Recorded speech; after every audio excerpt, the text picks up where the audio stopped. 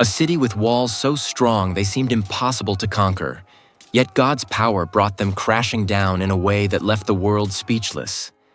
This is the full Bible story of the fall of Jericho that will leave you speechless. Chapter 1. Joshua's Divine Encounter. When Moses, the great leader of Israel, passed away, the mantle of leadership was handed to Joshua, the faithful servant who had walked beside him for many years. Joshua's task was enormous. He had to lead the Israelites into the Promised Land, a land flowing with milk and honey, yet filled with fortified cities and powerful enemies.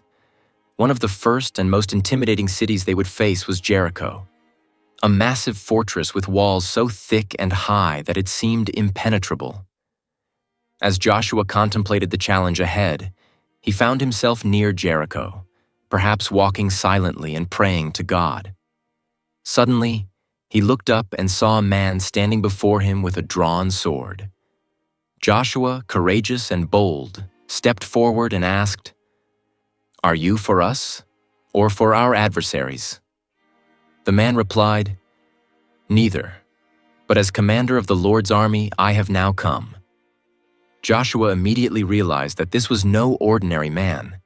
This was a heavenly messenger, perhaps even the Lord himself in angelic form. Overwhelmed with reverence, Joshua fell face down to the ground in worship and asked, "What message does my Lord have for his servant?" The commander answered, "Take off your sandals, for the place where you are standing is holy." Joshua obeyed instantly, and in that sacred moment, God reassured Joshua that the battle belonged to him. The fortified city of Jericho, with its proud kings and warriors, would fall, not by human power or clever strategy, but by the mighty hand of the Lord. This divine encounter gave Joshua renewed strength and faith. He returned to the Israelite camp with confidence, knowing that God himself would lead his people to victory. Chapter 2. The Unconventional Strategy.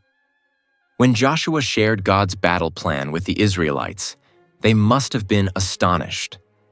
There was no call to sharpen swords, build siege weapons, or construct ladders to scale Jericho's walls. Instead, God gave Joshua a strategy that seemed utterly unusual: marching.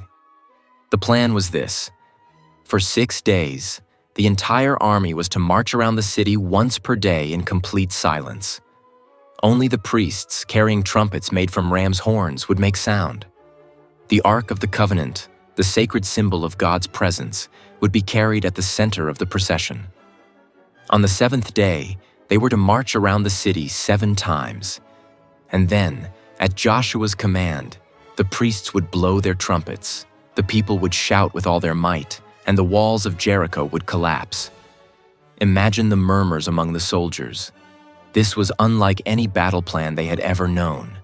To march quietly around a fortified city while the enemy looked down from the walls seemed not only strange but dangerous. Yet because Joshua had seen God's faithfulness in the past, he obeyed without hesitation. And the people, remembering the miracles God had done for them, the parting of the Red Sea, the manna from heaven, and the recent crossing of the Jordan River, chose to trust in God's unusual command. As the Israelites began their daily marches, the people of Jericho grew restless. At first, they may have laughed, mocking the Israelites. "Is this your great battle plan?" Walking in circles, they jeered from the walls. But as the days went by and the Israelites continued their silent, disciplined marches, the laughter faded. Fear began to grip Jericho. Something divine was at work. Chapter 3. The 7th Day. At dawn, on the 7th day, there was a sense of anticipation in the Israelite camp. This was the day God would act. The priests took their positions with the ark, the trumpets gleaming in the morning sun. The soldiers lined up, and Joshua gave the command. They circled the city once, twice, 3 times, until finally, after the 7th lap, Joshua raised his hand. The priests blew their trumpets with a mighty blast, and Joshua shouted, "Shout, for the Lord has given you the city!" The silence of the previous days was shattered by a thunderous roar as the entire nation cried out in unison.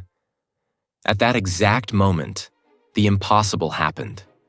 The massive stone walls of Jericho trembled, cracked, and collapsed. What no human army could accomplish in years, God accomplished in a single moment. The Israelites charged forward, entering the city with ease, for the Lord had delivered it into their hands. The victory was complete, and Jericho was no more.